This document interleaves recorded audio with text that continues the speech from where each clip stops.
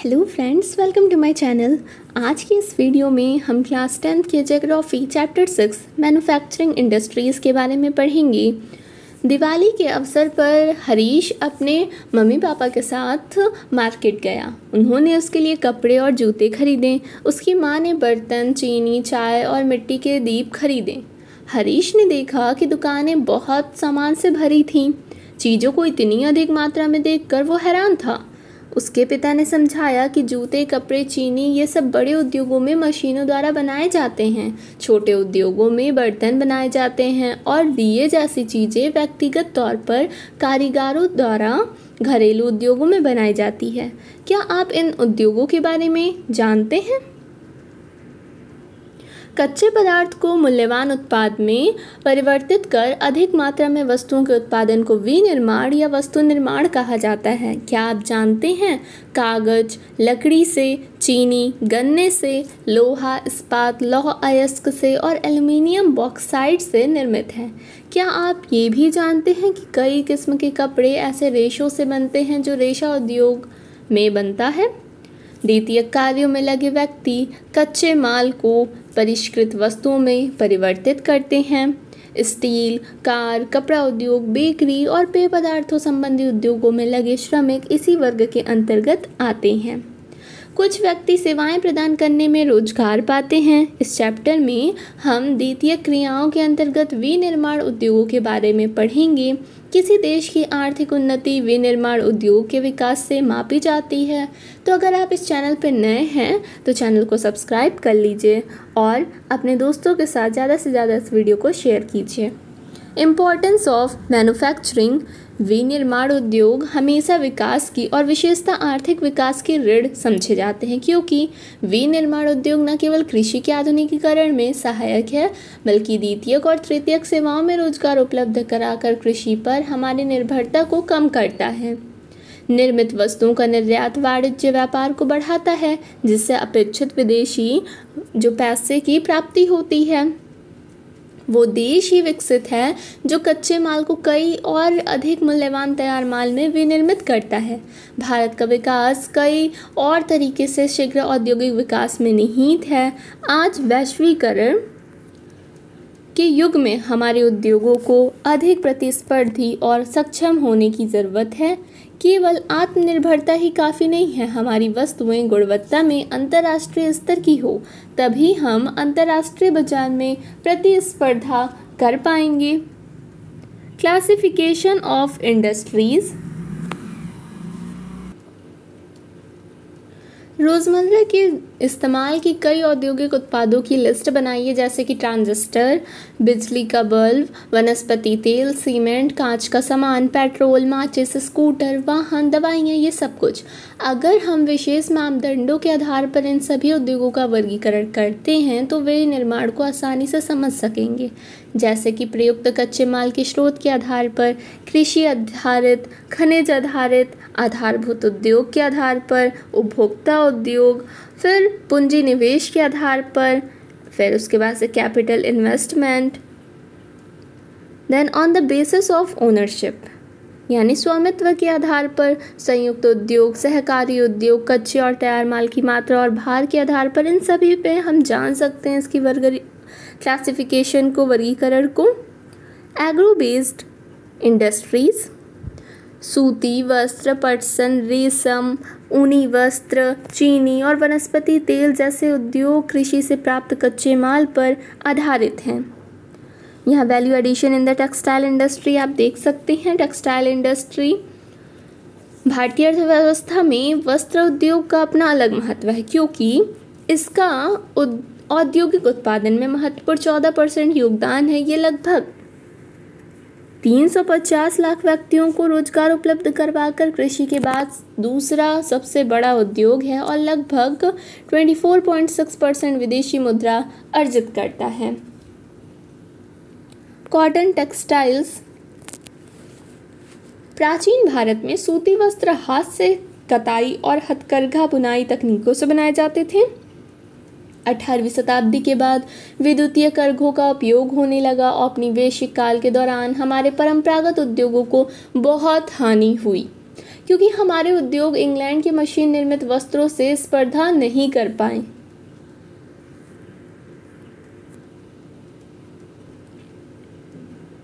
Sugar industry Bharat का चीनी उत्पादन में विश्व में दूसरा स्थान है, लेकिन गुड़ और खांडसारी के उत्पादन में इसका प्रथम स्थान है।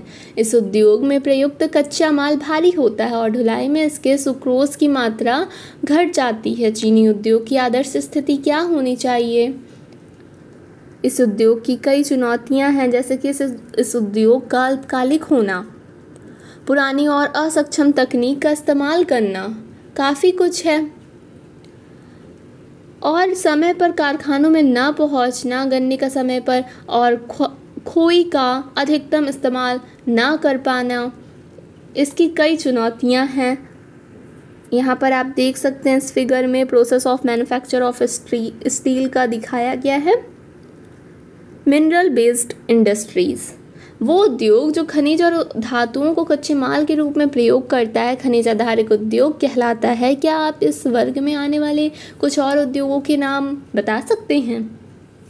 आयरन एंड स्टील इंडस्ट्री, लोहा और इस्पात उद्योग एक बेसिक उद्योग है, क्योंकि कई सभी भारी, हल्के और मध्यम उद्योग इनसे बनी मशीनरी पर निर्भर हैं। कई प्रकार की इंजीनियरिंग सामान, निर्माण सामग्री, रक्षा, चिकित्सा, टेलीफोन, वैज्ञानिक उपकरण, कई वस्तुओं के निर्माण के लिए इस्पात की आवश्यकता होती है। और यहाँ पर इस्पात निर्माण का आप यहाँ प्रोसेस देख सकते हैं, किस तरह कच्चे माल का कारखानों तक परिवहन होता है, उसके बाद से लॉयस को गलाया जाना, उसके बाद तरल पदार्थ को साँचे में डालना, देन उसके बाद से इसको स्टील मेकिंग किया जाता है, और रोलिंग, प्रेसिंग, ये सारे कुछ कास्टिंग करके एक स्टील प्रोसेस होता है। फिर यहाँ आप देख सकते हैं आयरन एंड स्टील प्लांट्स कहाँ कहाँ हैं इंडिया में। आप इसे मैप में देख सकते हैं कितने कितने जगह पर हैं। एल्युमिनियम स्मेल्टिंग, भारत में एल्युमिनियम प्रगलन दूसरा सर्वाधिक महत्वपूर्ण धातु शोधन उद्योग है। ये हल्का, जंग अवरोधी, ऊष्मा का सुचालक, लचीला और कई धातुओं के मिश्रण से अधिक कठोर बनाया जा सकता है। हवाई जहाज बनाने में, बर्तन और तार बनाने में इसका प्रयोग किया जाता है। कई उद्योग में इसका महत्व इस्पात, तांबा, जस्ता और शीशे के विकल्प के रूप में प्रयुक्त होने से बढ़ा है। यहाँ 4 to 6 tons of bauxite, then 2 tons of alumina, फिर 1 टन ऑफ एल्युमिनियम। ये आप देख सकते हैं प्रोसेस है मैन्युफैक्चरिंग का, एल्युमिनियम इंडस्ट्री का दिया गया है यहाँ पर भी, जैसा कि आपने स्टील का प्रोसेस देखा। देन केमिकल इंडस्ट्रीज़, भारत में रसायन उद्योग तेज़ी से विकसित हो रहा है और फैल भी रहा है। इसकी भागीदारी सकल घरेलू उत्पाद में लगभग बहुत ज़्यादा % है। ये उद्योग एशिया का तीसरा बड़ा और विश्व में आकार की दृष्टि से 12वें स्थान पर है। Why do you think it's so?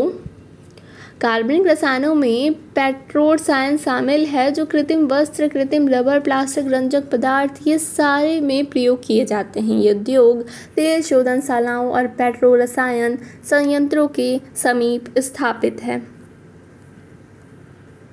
Fertiliser industry, उर्वरक उद्योग, नाइट्रोजनी उर्वरक जैसे कि यूरिया, फास्फेट उर्वरक, DAP और अमोनियम फास्फेट और मिश्रित उर्वरक, जिसमें 3 मुख्य पोषक उर्वरक होते हैं, नाइट्रोजन, फास्फेट और पोटाश, के उत्पादन क्षेत्रों के इर्द गिर्द केंद्रित है। सीमेंट इंडस्ट्री, निर्माण कार्यों जैसे कि घर, कारखाना, पुल, सड़कें, हवाई अड्डा, बांध और कई व्यापारिक प्रतिष्ठानों के निर्माण में सीमेंट की जरूरत होती है। इस उद्योग को भारी और स्थूल कच्चे माल जैसे चूना, पत्थर, सिलिका, एल्युमिनियम और जिप्सस की आवश्यकता होती है। रेल परिवहन के अलावा इसमें कोयला और विद्युत ऊर्जा भी बहुत ही ज़रूरी होती है। ऑटोमोबाइल इंडस्ट्री, मोटर गाड़ी यात्रियों और सामान के तीव्र परिवहन के साधन हैं। भारत में कई केंद्रों पर ट्रक, बसें, कार, मोटरसाइकिल, स्कूटर वाहन निर्मित किए जाते हैं। उदारीकरण के बाद नए और आधुनिक मॉडल के वाहनों का बाजार और वाहनों की मांग बढ़ी है, जिससे इस उद्योग में विशेषकर कार और भी कई चीज़ों में वृद्धि हुई है। Information technology and electronics industry, electronic उद्योग के अंदर आने वाले उत्पादों में ट्रांजिस्टर से लेकर television, telephone, telecom, telephone exchange, pager, radar, computer, ये सब कुछ हैं। बंगलौर भारत की इलेक्ट्रॉनिक राजधानी के रूप में उभरा है। इलेक्ट्रॉनिक सामान के कई महत्वपूर्ण उत्पादक केंद्र मुंबई, दिल्ली, हैदराबाद, पुणे, चेन्नई, कोलकाता और लखनऊ हैं।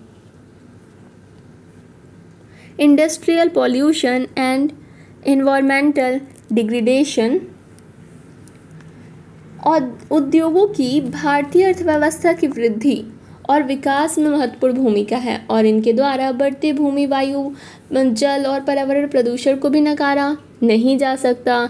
कई प्रकार के प्रदूषण होते हैं और यहाँ पर 4 प्रकार के प्रदूषण बताए गए हैं, जैसे कि air pollution, water pollution, thermal pollution, then noise pollution. ये सभी औद्योगिक प्रदूषण है, पर्यावरण को नुकसान पहुंचाते हैं। कंट्रोल ऑफ एनवायरमेंटल डिग्रेडेशन,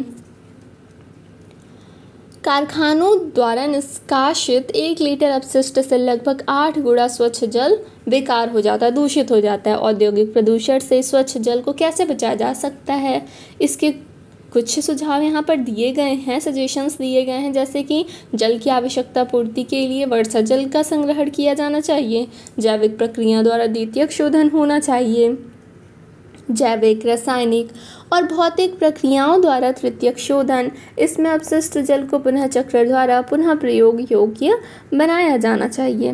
फिर यहाँ पर आप सम सॉफ्टवेयर टेक्नोलॉजी पार्क्स देख सकते हैं इंडिया के मैप में। NTPC shows the way। Bharat में राष्ट्रीय ताप विद्युत ग्रह कॉरपोरेशन विद्युत प्रदान करने वाली मुख्य निगम है। इसके पास EMS 14001 के लिए ISO प्रमाण पत्र है। ये निगम प्राकृतिक पर्यावरण और संसाधन जैसे कि जल, खनिज, तेल, गैस और ईंधन संरक्षण नीति का हिमायती है और इन्हें ध्यान में रखकर ही विद्युत संयंत्रों की स्थापना करता है। ऐसा कई उपयोग द्वारा संभव है, जैसे कि अधिकतम राख का इस्तेमाल कर अपशिष्ट पदार्थों का न्यून उत्पादन करना, फिर आधुनिकतम तकनीकों के आधारित उपकरणों का सही उपयोग करके विद्यमान उपकरणों में सुधार लाना, ये इसका मुख्य कार्य है।